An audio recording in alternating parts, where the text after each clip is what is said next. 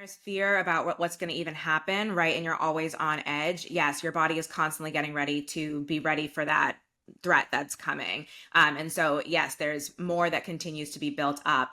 And I think a lot of people just don't know that there's an option other than Mhm. just being in the stuck fight or flight. Like you can help yourself to be able to process it and move past it. Because when we don't, like think about it as like a super sensitive alarm system, a fire alarm, a smoke alarm. And so the smoke alarm is going to go off, of course, when there is smoke in the house. We want it to do that. It's designed to do that. That's what our Mhm. body is designed to do. Look for those threats. But if you never fan off the smoke, then it's going to keep on ringing, right? And so that's the same thing with your body. It just keeps on ringing and ringing. And so now, before you even put the toast into the toaster, your alarm system's already going off because it's so afraid of what happens, like when that smoke goes off. So it's like, okay, well, let's prepare for that threat. In today's interview, I had the pleasure of interviewing Ivy Watts. Ivy is a former All-American student athlete and top 30 finalist for the NCAA Woman of the Year award. Ivy knows firsthand the toll that stress, self-doubt, and burnout can take. Despite academic and athletic success, she silently battled anxiety and depression until she sought help and rebuilt her confidence. Now, as a mental health speaker, author, and somatic coach, Ivy empowers others to prioritize self-care and rise into their best selves. Through her keynotes, workshops, and self-help book, You Are Worth Fighting For, she has impacted over 200,000 individuals, from students to corporate professionals, equipping them with the tools to manage stress, cultivate self-love, and thrive. Ivy has her bachelor's in psychology from the University of New Haven, her master's in public health from Boston University, and is certified in mental health first aid. In our interview, Ivy and I spoke about somatic practices and how they vary from traditional talk therapy. We spoke about the overlap between chronic pain and mental health. Lastly, Ivy gave us some helpful examples of what somatic practices look like so you can visualize whether this might be a helpful tool for you to use. I hope you enjoy the video. So I'm joined this morning, well, it's morning as we're recording this interview, with Ivy Watts, and we're going to be talking a bit about somatic work and nervous system involvement, especially with chronic pain and inflammation. So thank you so much, Ivy, for your time and for your expertise and for sharing with our community. Could we start off with just a quick intro? I would have provided an intro, your academic background and your credentials and things like that, but just sort of an informal, this is who I am, and what makes you a great person to talk to on this topic. Awesome. Well, thanks so much, first and foremost, Cindy, for having me on here. Super excited to have this conversation this morning. So, yeah, my name is Ivy Watts. I am a mental health speaker and a somatic coach. I'm also a mom of a 3-year-old daughter. I live in Boston, Massachusetts, and I struggled with my mental health for Mhm. most of my life, and I really struggled in silence, and it affected me physically, mentally. It affected my sense of self, how I was able to reach my goals or not, and really just made me feel like a failure, like I was never good enough. And it was this cyclical negative cycle that I didn't know how to break, even though I looked like I had it all together on the outside. And so through my work, I share my story across the country as a speaker and then work with folks one-on-one on the somatic level to help people to heal, not just from the mind, but through the body where the stress and tension is stored. Love that. There's so many things that you said there that I relate to, like, my population, excuse me, that I serve as the endometriosis population. I don't know how much you know about endometriosis, but it can make you feel so defeated and exactly like you said, like a failure, like really just struggling within your own body. You can have these fantastic days where you have so much energy, mental clarity, you feel like you're getting things done, and then pain hits and you feel like you have no control over your body. You're at the mercy of your symptoms. So really relate to a lot of what you said. You mentioned that word somatic. Tell us a little bit about that. What is somatic work? Maybe we start there. Yeah. So, over the last several years, talk therapy has been something that many people have sought out, myself including. And I think recently more people are starting to come online to notice that we can notice our patterns, we can be aware of our triggers, we can be aware of our trauma, but it's stored in the body. And so when we think about a stressful moment, we often tense up or our eyes dilate. And so all of these situations that happen that are stressful, they affect the body first. That's what comes online first. And if we don't allow it to process, then it stays in the body. And so somatics, or soma, basically just means of the body. And so it's a way to heal the stored trauma in the body so you can actually start to create new patterns. So now you have both the awareness through talk therapy or just through your own work. And now you're also able to process it through the body so it has less control over you. So somatics can look so different. It's different movements and processing past traumas in a different way through your body. But it's a really beautiful tool to have that combination. Yeah, I was going to ask. It sounds like they really complement each other, like traditional Mhm. talk therapy and somatic work. You had mentioned like muscle tensing up. You mentioned Mhm. like the eyes dilating or the pupils dilating. Are there other ways that this trauma, I guess in the case of like chronic illness, the chronic pain, like other ways Mhm. that it presents in the body where somebody might, I don't know if that's a fair question. I know it's not Mhm. really on our list of questions, but are there Right. other ways physically that it presents? Absolutely. So thinking about, we spend all day like on our phones or on our laptops and we're hunched over, right? And so that's already sending a message to the brain that we're in a space where there might be a threat because we're hunching over or making ourselves small. And so then the brain is sending the message back to the body and it just becomes this cycle, right? When you think about stress, our body doesn't understand the difference between an email coming in versus a bear attacking us. Mhm, And mhm, so the same survival mechanisms come online. And so we go into fight or flight. So we either need to fight off the threat or we run away from it, we flee from it. And so in those situations, our body naturally tenses up to fight or flight. So our hips get more tense because we're getting ready to run, or our shoulders, our jaw gets really tight because we need our jaw in a fight, right? Again, our eyes dilate because we need to be aware of what's going on. So all of these spaces, our back, there's a lot of tension that goes into our back. Everything's just bracing, like your entire body's bracing, even if you don't realize that the brace is happening. And so many of us just get so used to that brace because our body becomes safe in that level of threat. So our body starts to think like, oh, she's always hunched over. That means she's always ready to fight or flight. So let me keep her at that level. That's what safety is. And so now, anytime you see your boss walking by, your heart starts beating really fast, right? You feel so tense. Like you feel like you can't move. You're stuck like a deer in headlights. So that's where that chronic pain starts because you're always clenching, even if you don't realize it. And so now your body is continuously getting this message, okay, we need to brace. And so you're having all of this energy go into, let's say, your back or your hips or your shoulders or your neck. And so we wonder why, okay, why do I have this really sore neck? Why does my back really hurt?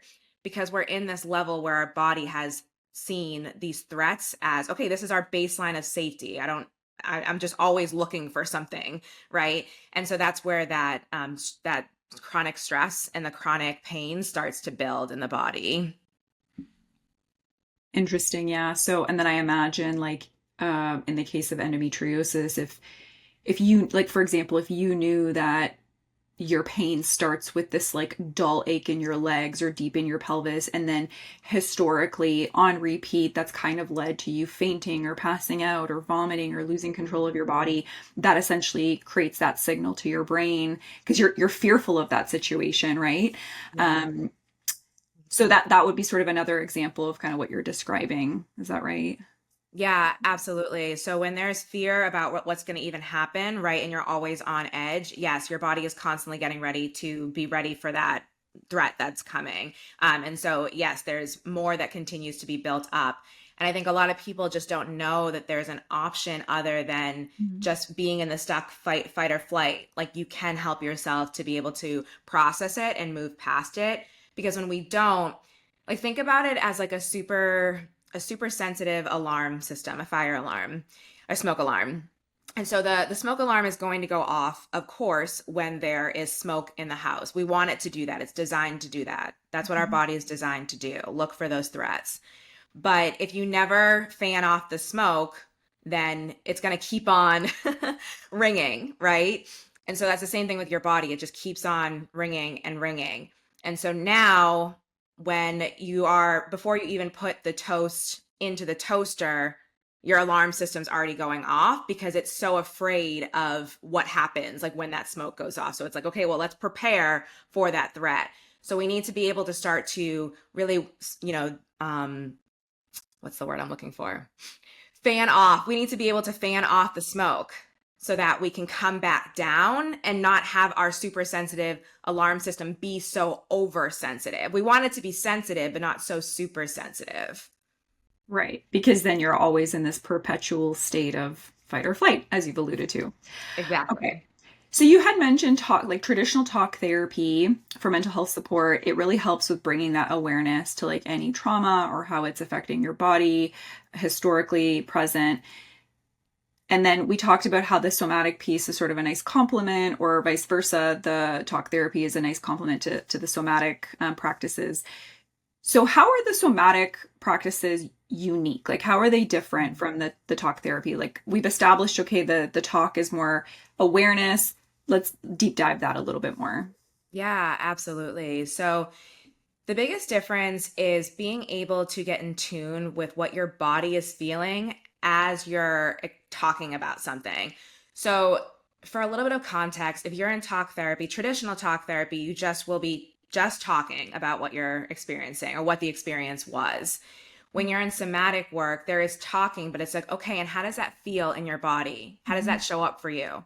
And so it's giving your body a chance to be seen. So when we think about these fight or flight responses, our body wants to shake it off. Our body wants to process it. Our body wants to scream, cry, yell, but we don't give it the option to. And so sometimes the simple act of just giving it the opportunity to be seen can help that feeling to start to dissipate a little bit. And so you can start talking about, I'm just so stressed right now. I have this, big exam coming up, or I had this big fight with my partner, whatever it is. And then you say, okay, well, where do you feel that in your body? I'm just feeling this really big tightness in my chest right now. It feels like someone just pushing down on me, this weighing on me. And then we just keep going layers underneath that. And the beautiful thing is that if we allow ourselves to get quiet, the body has so much wisdom. And there's messages that come to you, right? There are emotions that you realize are behind that physical pain that you might be feeling. And then you just keep going layers deeper. And soon you're able to unravel what the true need is, and then you're able to fulfill that need. So let's say you realize that the true need under that fight with your partner is that you just need connection, you just need validation. Okay, so how can we meet ourselves right now and give yourself that love and connection? And so for a lot of people, it's challenging because they're like, well, it doesn't change the fight that I had. Nothing that I do changes that. And yes, you're correct, but you're giving your body the chance to complete the stress cycle that it didn't have. So now you can have different patterns the next time the situation happens. Maybe it doesn't have such a heightened response in your system. Maybe you're able to respond differently because you're giving yourself what you need in that moment. So for a lot of people, that can just look like, I need a hug, right? Or I need to move my body, I need to shake it out. And so that's really what's important here. A lot of my clients, just like we all do, have a lot of anger, right? But especially with something like endometriosis, like you're just angry about what's happening to your body. And I think, especially as women, we're told like to suppress our emotions and not be angry and not get loud. And our body wants to show that anger. It's a normal human emotion. And so a lot of the work of somatics is just like meeting the part that doesn't feel great and allowing yourself to be in that part. Because the more that we create safety, that it's okay to feel that anger, that sadness, that not liking yourself, like whatever the feeling is and how it shows up in your body, the more that you give it attention, the more you're able to create space for what's on the other side of that. So a lot of times anger looks like having very like guttural deep breaths. Maybe it looks like screaming into a pillow or pushing a wall. But whatever it is that your body needs, it's just starting to get in tune to listen to it so you can start to create different patterns moving forward. And the other piece of somatic work is also like a lot of reparenting or shadow work. So meeting the younger version of you. And this is where, you meet the part, you feel the sensation, you go deeper and deeper. And then you realize that this isn't your voice that's saying you're not good enough. It's the 5-year-old that had a parent or a cousin tell them that, they weren't good enough or that they needed to do X, Y, and Z to get love, or they were overshadowed by a sick brother or sister. And so it's meeting that younger version and giving that younger version of them what they needed in that moment. Yes, it doesn't change the scenario that happened, but it's giving that younger version what they need, and because they're a part of you, right? So that you don't stay so stuck in it anymore, and that you can take this younger version of you in a different way moving forward. Sounds really profound and really deep. Yeah. I imagine people are often getting really emotional doing that type of work, right? I don't know, Ivy, if this is a question that's easy to answer, but I'm just picturing, like, just to use myself as an example, like if I'm really, really stressed, if I have like a long list of things I need to get done, I would probably find it really difficult to be able to tap in internally to what my body Mhm. needs. You know what I mean? Like, Mhm. I feel like just the overwhelm of what's going on in my mind would probably Mhm. just create a shadow on all the things internally that my body may need. So, is this a problem that you find people who want to tap into this type of work encounter? Like, do they have a hard time actually being able to like go deep and try and figure out what their body really needs or what part of their body that need is in? Does that make sense? That It does question? make sense. And it does definitely happen because we are such a culture just focused so much of what's happening in the mind. It's almost like we're like floating heads and we're detached Sure. from the rest of our body. Yeah. And less, of course, it's a physical pain. And so it is difficult for some people to go the layer deeper. And so that's where it's just helping people to just start getting in tune with their body, even if they can't understand the need underneath right now. And so a lot of somatic sessions, just starting with what's called a drop in, and so it's a meditative practice to help you to start getting into your body. And if someone's really struggling with, what is the need or what are you feeling? Then it's like, okay, can you maybe put your hands together and rub them together and just create some feeling there? And then, okay, can we maybe just move our head from side to side? And although that might seem minimal, it's just getting somebody in tune with being in the present moment while also creating spaciousness to start to feel. Even like, okay, can we just give ourselves permission that our body's getting curious right now? Maybe we don't know the answer, but can we just give ourselves permission to get curious? Another good thing that I use with a lot of clients, especially when they're like dissociated from their body, is just helping them to ground their feet on the floor. And like, let's just feel the floor underneath your feet, right? What does that feel like? What sensations might come up? Okay, like the floor feels kind of cold, and with that, like I can feel my feet are a little sweaty, and yeah, there's like a little bit of tingling that's happening. Okay, great, great. And there doesn't always have to be a message underneath it. But sometimes it's better to start slow with folks, right? And the more that you do it, the more that you give yourself space to get in tune, even inviting in some gentle movements. It's really just creating space for your body to be seen. And then as we allow ourselves to do that, we can start to get quiet and listen. And you'd actually be amazed at what comes to you without you even thinking about it. Like one of the biggest things I say, I ask a question like, don't overthink it. What's the first thing that comes to you? Even if it doesn't make sense to you, even if it doesn't feel aligned with what I asked, what is the first thing that comes to you? Because there's so much wisdom underneath that. Like people by the end of this session are like, I didn't realize how angry I was. Like I didn't realize how much there was a connection here with this younger version of me. I didn't realize how much I needed to move that through. And so a lot of times it's hard to connect, but once you give yourself permission, you actually can be really surprised at what comes up. Yeah, I totally believe that without question. It's kind of sad to think about like the comment you made about the floating heads. Like, isn't that Mhm. just such an unfortunate reality? We're like so disconnected. We have so many responsibilities, so many things weighing our minds down, our hearts down, and it's like it just what you're describing just sounds refreshing to me. It just sounds refreshing to be able to just pause, like kind of feel my body, be aware, because I feel like in any one moment, there's always like all these other things happening around me, right? Not just using myself as an example, but in general, I'm sure a lot of people can relate to that. Okay, so yeah, super helpful. I think you've probably already kind of started answering this question a little bit, but I did want to have sort of an idea and for our listeners to have an idea of what these types of practices look like, right? So you had mentioned, maybe it's giving yourself a hug, maybe it's screaming into a pillow, maybe it's like pushing up against a wall, maybe it's just grounding yourself.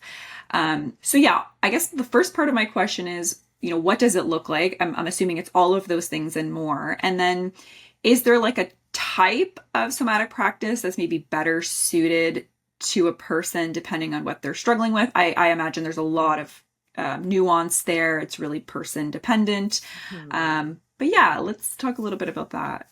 Yeah. So somatics can really look like anything and everything. And I think that's why sometimes it's difficult to explain exactly what a session will look like because everyone's process is so different. And as we just talked about, some people might have a little bit of a harder time getting into the body versus others. But the biggest piece is really being able with time, or if you're able to do it right away, that's beautiful, but really being able to tune in on what you might need in that moment. And that need can look so different for everybody, and what fulfills that need can look so different for everybody. And so a lot of times people will be visual more than they feel it in their body. And so they might have a visualization that, they just need to hold the hand of their younger self, or they need to help to pick their younger self up. And even just the physical act of doing that, of like reaching down to pick up your younger self, if they had been like physically pushed down by somebody, or that's what it felt like when they got made fun of, or the simple act of like grabbing your younger self's hand and bringing them with you and knowing that, there's so much more on the other side of this. And I know you're in pain, but I'm here with you, like as the adult self talking to them. And so even just grabbing your own hand and feeling into like this younger version is still part of me, and like I'm going to love them through this while also providing that love to myself. So there's a lot of like small movements that can happen for people, but then it can also be bigger and more expressive. So I'm really big into intuitive movements. And so what this looks like is basically using movement as a way to release whatever feeling. So when I'm sad, I move. When I'm angry, I move. When I'm happy, I move. When I'm visualizing my higher self, I move. And the movement doesn't need words. And this can be good for people, especially in their own space. They might not be ready to do it in front of somebody. But when you're feeling that sadness, like how does your body want to move? And that's the thing of like not overthinking it. It's just like closing down your eyes, feeling the feet on the floor, and just saying, like, how does the sadness want to move through me? And maybe that is just a gentle swaying. Maybe your arms start getting into it. Maybe your feet get into it. If I'm visualizing my highest self who is making the money that I want and working with the clients that I want and making the impacts that I want, what would she or he move like? What would they move like? And it's bringing yourself to that frequency so that your body starts to get used to the safety of what that feels like. And so it's allowing for the release in whatever feels good for you. So I'm really big on the intuitive movements. It's been a beautiful way for me to get out of my overthinking, to build my confidence, and to really start to embody self-love. Because as I mentioned, like with the talk therapy, I've been doing that for many years and I'm still an advocate for talk therapy. But there's a difference between, for me and for so many people, talking about it versus really starting to embody it, letting your body come on board as well. So it's a little hard to say exactly what it could look like, but it can be movement, it can be sound. So if you're really sad, letting the sound come out through, maybe it's allowing for like a deep like kind of exhale. But on the flip side, what I also want to say is one of the things that I think we too often do is like bypass the emotion. So it's like, okay, what I think a lot of people are starting to see on social media is I see a tool for some that's going to help me with my anxiety. It's a somatic based tool. So I get that stressful email. I have a stressful situation or with my partner, or my doctor's appointment doesn't go well. And so then I'm just going to automatically implement this tool. I'm going to automatically do the intuitive movement. I'm going to do the hug, which are all beautiful things to do. But it's also really great to give your body a chance to just feel it. So if you want to cry, like not stopping yourself from crying. If your breath is like let it do that for a couple of moments. Like let yourself be in that moment, because it allows your body to know that it's safe to feel. It completes that stress response, and then you can allow for that tool to come in. Then you can allow for that long exhale to activate your parasympathetic nervous system and calm you down. Then you can allow for that self hug. Then you can allow for that intuitive movement. So that's what I would also say is a huge part of somatic work that can't be disregarded, is that it's so important to feel, which is scary for people. But it's so important to feel, because that's how you truly begin to heal. You're not just putting a band-aid on the issue. You're really feeling it, you're healing it, you're able to move through it and past it in a different way than you might have before.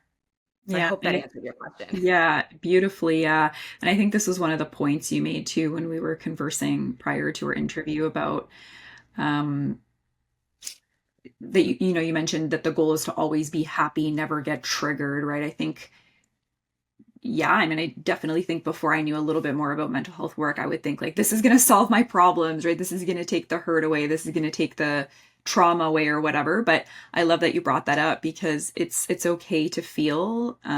Emotion is healthy. It's natural, and it sounds like even the emotion itself can be the tool with this Yeah. somatic work, if that makes sense. I don't know if that makes any Mhm. sense, but your content on socials pops up often in my feed, and a lot of the time I'm seeing like you moving. It kind of seems like a beautiful sort of like bodily rhythm, or I also see you kind of tapping sometimes in your video, or like doing one of these. Yeah. Um so like if anybody's watching this and trying to like visualize what it could look like, in addition to all the examples that Ivy that you gave us, those are some great examples. And so it will look a little bit different for every Mhm. every single person. Okay. Yeah. Yeah. Um, sorry, Ivy, I'm blank. I had something that I wanted to say. I'm No, blanking on that's it. I really okay. hope That's it comes back okay. to me.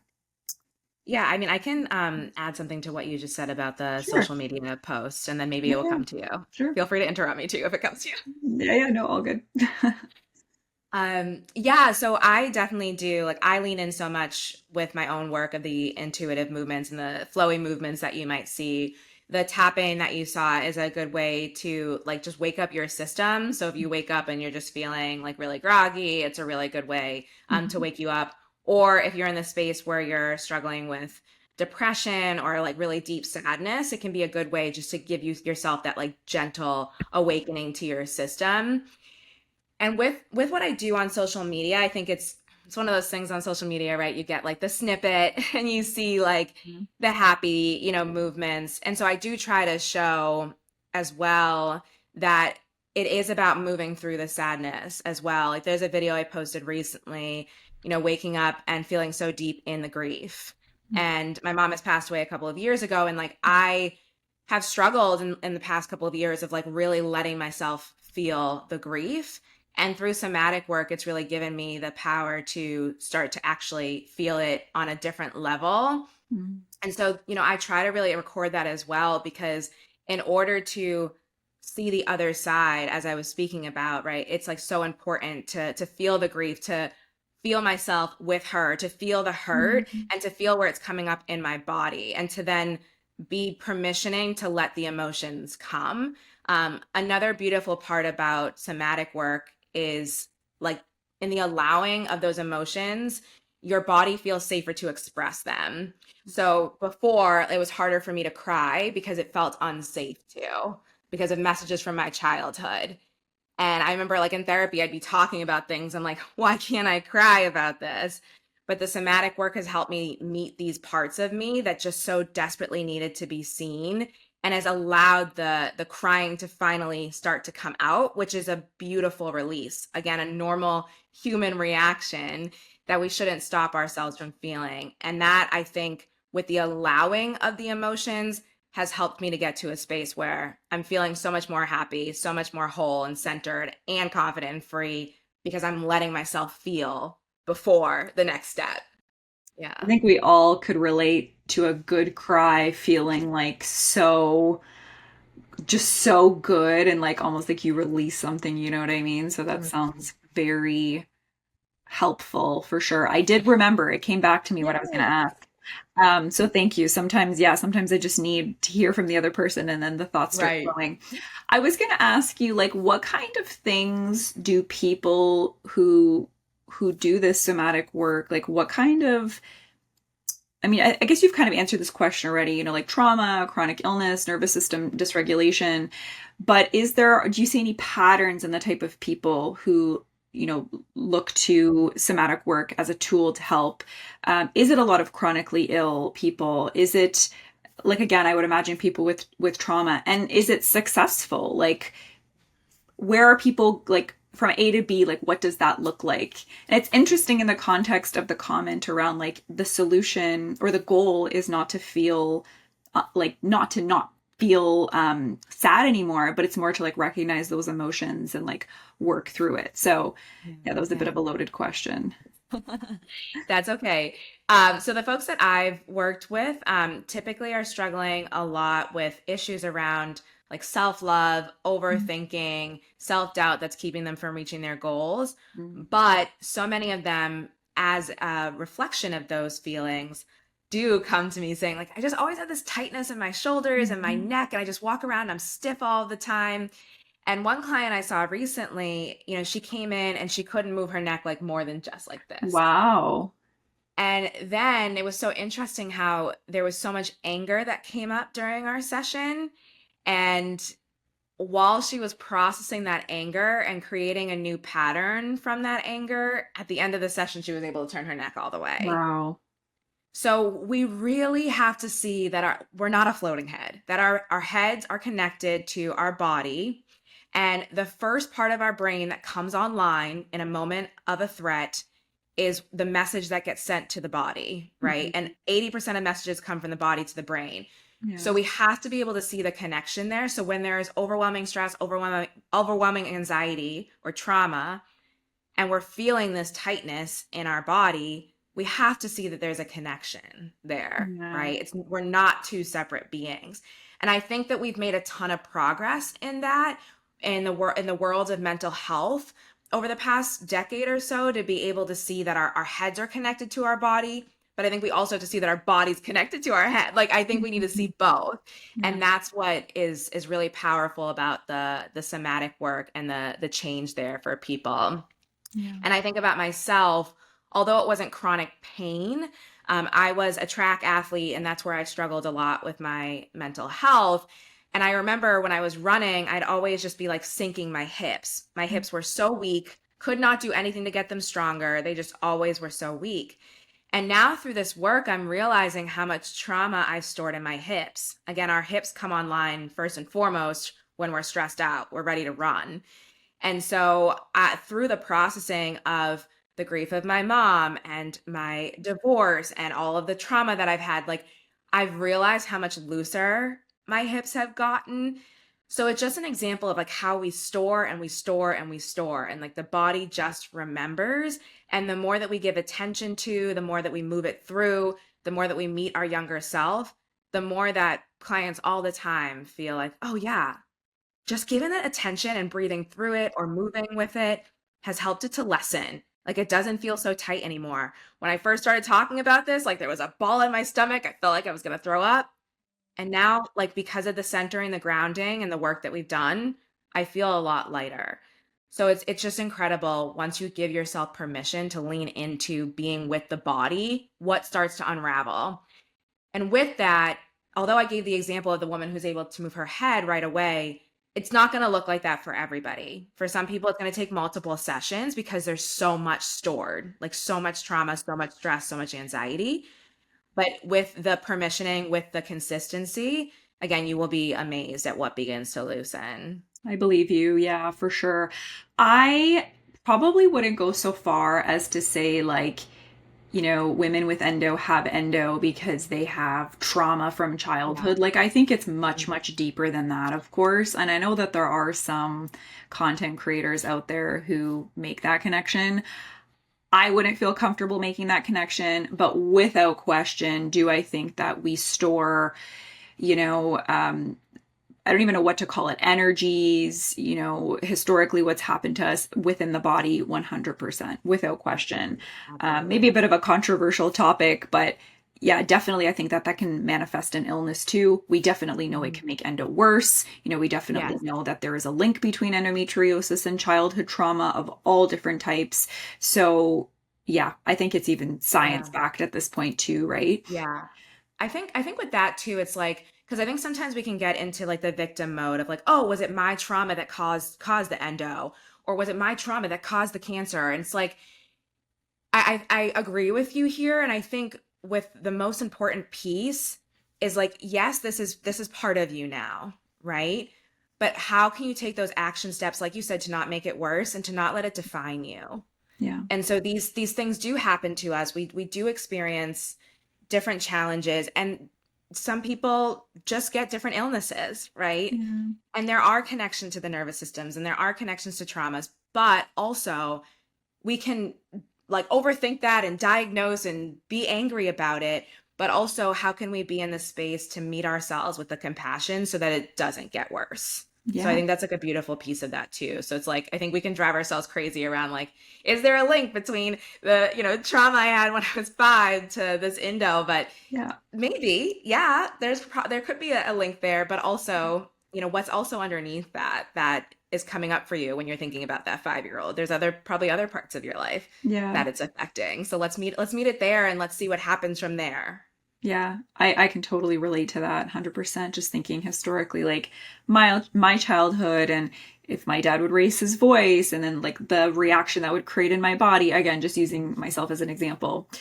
Um, I mentioned this to you before we kind of got on the recording that I'm seeing more and more women in the endometriosis population who have, like, without question, nervous system involvement, whether that's a Mhm. physical innervation of the endometriosis lesions or whether they're just their nervous system is like it kept getting the signal that, okay, pain means fear, fear means nervous system activation, and they've just gotten into this perpetual cycle where now they're like chronically inflamed. They're waking bloated. They're bloated, or they're having pelvic discomfort or pelvic pain, whether or not they're cycling, whether they're ovulating, whether they're taking hormone therapies. Like, it's just so stored within their body, and it's like so learned at this point, right? Like, the nervous system has spent years and years and years in this cycle where it's just like chronic now.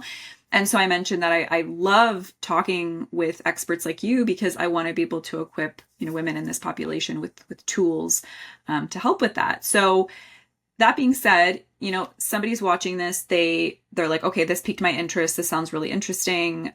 Where would you recommend they start? How do you start with this type of a practice?